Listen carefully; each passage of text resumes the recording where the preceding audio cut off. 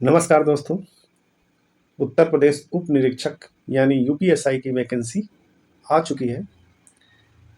इस परीक्षा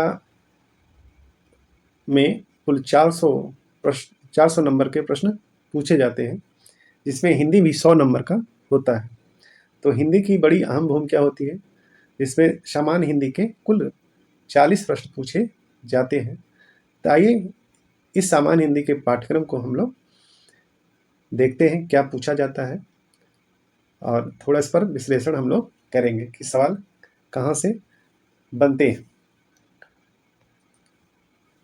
पहला, ये 6 भाग में हमने हिंदी के पाठ्यक्रम को बांटा है, जिसमें पहला है हिंदी और अन्य भारतीय भाषाएं में हिंदी और भारतीय भाषाओं का संबंध है। तो हिंदी में हिंदी के साथ साथ जो उपबोलियां हैं, जैसे ब्रज हुआ, कन्नौजी बोली हुई, और अवधी हुआ, बिहारी हिंदी हुआ, यानी बिहारी हिंदी में मैथिली, भोजपुरी और पहाड़ी हिंदी, गढ़वाली, कुमाऊँ जो भाषाएं हैं, राजस्थानी भाषाएं हैं, इनके साथ साथ भारतीय भाषा के संबंध में भी पढ़ना है, जैसे तमिल, तेलुगु, मलयालम इत्यादि जो भाषाएं हैं, उसमें जनजातीय भाषाएं भी आ सकती हैं, जैसे मुंडा हुआ, मुंडारी भाषा हुआ आपका। तो ये सब भाषाओं को भी पढ़ना होगा। फिर उससे संबंध किस मतलब कौन भारूपी परिवार की भाषा है, कौन द्रविड़ परिवार की भाषा है, तो इन संबंध में भी हम लोगों को पढ़ना है। हिंदी का महत्व, हिंदी का महत्व क्यों आया, जैसे हिंदी के विकास में कौन कौन संस्थाएं सहायक हुई, जैसे नागरिक प्रचारणी सभा, तमाम पत्र भी और पत्रिकाएं भी हैं जो हिंदी के महत्व को बताती हैं। जैसे कुछ संस्थाओं के बारे में भी जानना होगा, जैसे राजभाषा, हिंदी राजभाषा आयोग का गठन कब किया गया, तो ये सब हिंदी के महत्व में समझना होगा। तो हिंदी की जो उपबोलियाँ हैं उनके बारे में, और भारत की अन्य जो भाषाएं हैं, तमिल, तेलुगु और जनजातीय भाषाओं के साथ साथ हिंदी के महत्व को भी पढ़ना होगा। तो इसमें महत्व में हिंदी विकास को भी पढ़ना होगा। जैसे सबसे पहले संस्कृत आई, फिर पाली आई, पाली से प्राकृत, प्राकृत से अपभ्रंश, अपभ्रंश से हिंदी का विकास हुआ। अगला टॉपिक जो है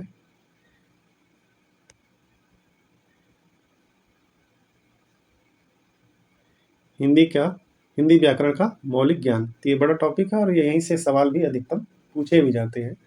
तो इसमें पहला टॉपिक है हिंदी वर्णमाला। तो इससे कुल 52 वर्ण होते हैं। तो इसमें जैसे आपको क वर्ग क वर्ग, च वर्ग का उच्चारण स्थान आपको जानना हो। जैसे क वर्ग के जो उच्चारण स्थान है कंठ है, च वर्ग का जो है उच्चारण स्थान तालु है, और ट वर्ग का मूर्धन, प वर्ग का ओष्ठ है, त वर्ग का दंत है, इत्यादि जो है आपको उच्चारण स्थान जानना होगा।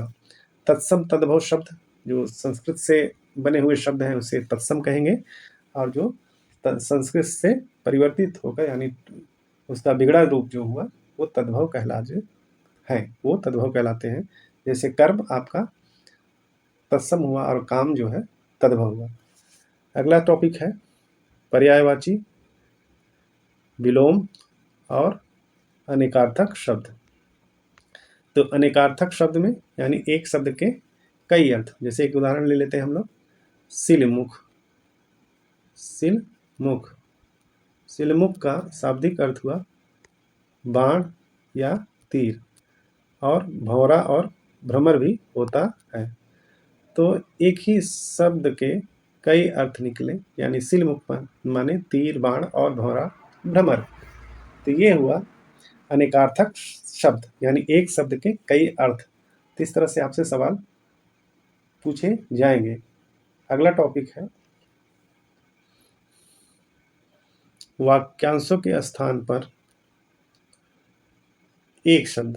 तो जैसे वाक्यांशों यानी एक शब्द रहे, एक वाक्य दिया रहेगा, उसके स्थान पर एक शब्द का प्रयोग करना होगा। जैसे जिसकी तुलना न की जा सके उसके लिए एक शब्द होगा अतुलनीय। तो इस तरह से आपको वाक्यांश दिए रहेंगे, उसको एक शब्द में माने टिक करना होगा, वो परिभाषित कर मतलब टिक करके यानी सही करना होगा। समरूपी भिन्नार्थक वाक्यांशों के लिए एक शब्द। समरूपी भिन्नार्थक शब्द उच्चारण में तो एक जैसे लगते हैं, लेकिन उनका अर्थ जो है अलग हो जाए। जैसे एक उदाहरण लेते हैं, तरणी। तरणी माने होता है नाव, तरणी माने नाव, और एक तरणी इसमें छोटा इकार रहेगा, तो इसी का जो शाब्दिक अर्थ हो जाएगा वो सूर्य होता है, सूर्य का पर्यायवाची हो जाता है। और एग्जाम्पल ले लेते हैं इसका, जैसे कुल। कुल माने होता है वंश, और एक कुल माने होता है किनारा, किनारा होता है। तो इसी तरह से यानी समरूपी भिन्नार्थक शब्द सुनने में तो समान लगते हैं, लेकिन इसके अर्थ जो है भिन्न भिन्न होते हैं। अगला टॉपिक है अशुद्ध वाक्यों को शुद्ध करना। तो उसमें ऐसे आपको प्रश्न दिए रहेंगे, 4 ऑप्शन में रहेंगे, 3 गलत रहेंगे, एक उसमें सही रखा जाएगा, या 3 सही रहेगा, एक गलत आपको छांटना होगा। अगला टॉपिक है लिंग, वचन, कारक, सर्वनाम, विशेषण, इससे संबंधित सवाल पूछे जाएंगे। अगला टॉपिक है क्रिया, क्रिया, काल और वाच्य।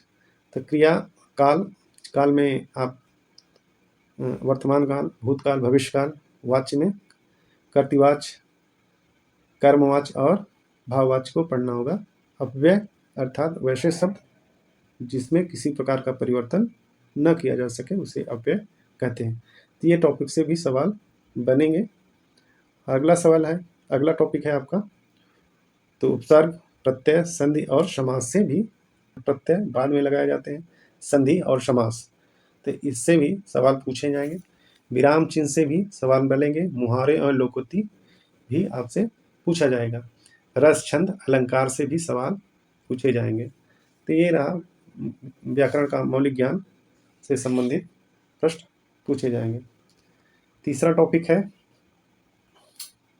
आपका अपठित बोध, यानी गद्यांश और काव्यांश पर आधारित प्रश्न होंगे। तो या तो कुछ पैराग्राफ गद्य के दिए रहेंगे या काव्य के दिए रहेंगे, उस पर आधारित प्रश्न उत्तरी बनाई जाएगी और आपको उत्तर देना होगा। चौथा आपका है प्रसिद्ध कवि, लेखक एवं रचनाएं। तो इसमें कुछ महान कवि और लेखक और उनकी कृतियों के बारे में जानना होगा, जिसमें हिंदी में आदिकाल, भक्तिकाल और रीतिकाल और आधुनिक काल से पूछे जाएंगे। जैसे आदिकाल में आपका जैसे प्रमुख रचना पृथ्वीरास रासो है, तो इसके लेखक चंद्रवर्ण दाई हैं। परमाल रासो के लेखक जनिक। तो ये आपको जानना होगा। उसी तरह से भक्ति काल में आपको रैदास, कबीरदास, तुलसीदास, मीरा, सूरदास के जो प्रमुख रचनाएं हैं उनके बारे में सवाल पूछे जाएंगे और आपको बताना। उसी तरीके से रीतकाल में केशव, पद्माकर, चिंतामणि और भूषण वगैरह की जो रचनाएं हैं ये आपको पूछी जाएंगी और आपको सवाल वहाँ देखने को मिलेंगे। उसी तरह से आधुनिक काल में भारतेंदु के प्रमुख रचनाएं, महावीर प्रसाद द्विवेदी के, हजारी प्रसाद द्विवेदी के, जयशंकर प्रसाद, महादेवी वर्मा इत्यादि प्रमुख लेखकों के प्रमुख रचनाएं आपको जानना होगा। इससे संबंधित सवाल पूछा जाएगा। आप हिंदी भाषा में पुरस्कार, जैसे साहित्य अकादमी की पुरस्कार जिसे 1955 में शुरुआत किया गया। इससे पहले जो है विजेता हिंदी के माखनलाल चतुर्वेदी है। उसी तरह से ज्ञानपीठ पुरस्कार ऋतंबरा के लिए पंत को दिया गया था। कुछ हिंदी विषय पर जो राष्ट्रीय अंतर्राष्ट्रीय सम्मान और पुरस्कार दिए जाते हैं उनसे भी संबंधित सवाल पूछे जाएंगे।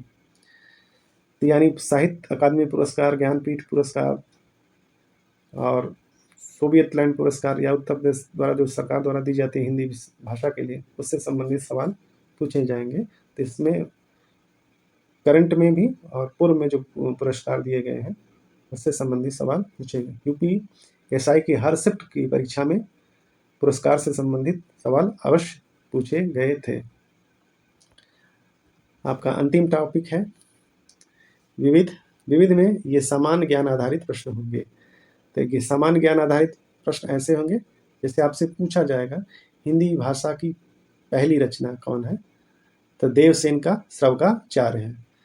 हिंदी की प्रथम उपन्यास कौन सा है। तो इस तरह से भी सवाल आपसे पूछेंगे। अरे ऐसे भी पूछेगा कि जाएगा कि राष्ट्रीय हिंदी दिवस कब मनाया जाता है, तो 14 सितंबर को। उसी तरीके से पूछा गया अंतर्राष्ट्रीय हिंदी दिवस कब मनाया जाता है, 10 जनवरी को मनाया जाता है। उसी तरह से पूछा जाएगा हिंदी राजभाषा आयोग का गठन कब किया गया था, तो जैसे 1955 में। और इसी में हिंदी विकास या विशेषताओं में जैसे अनुच्छेद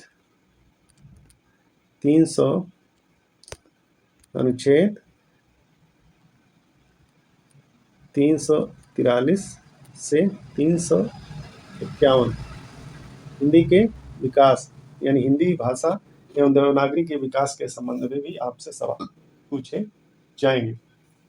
इस तरह से तैयारी अगर हम लोगों की रहेगी तो अच्छे अंक प्राप्त करेंगे। तो हम लोगों का 40 में 35+ अंक आ जा सकते हैं अगर हम लोग इस तरह से पढ़ाई करेंगे। तो उसके बाद हम अपने YouTube चैनल पर पुराने प्रश्नों को हल करेंगे। 2017 के जो से अब तक जो प्रश्न बने हैं हर शिफ्ट के, उसको हम लोग धीरे धीरे हल करेंगे। इससे हमारी पढ़ाई मजबूत होगा और प्रत्येक टॉपिक पर चर्चा भी होगी। तो अगर यह वीडियो पसंद आया हो तो लाइक कीजिए, सब्सक्राइब कीजिए। वीडियो देखने के लिए धन्यवाद।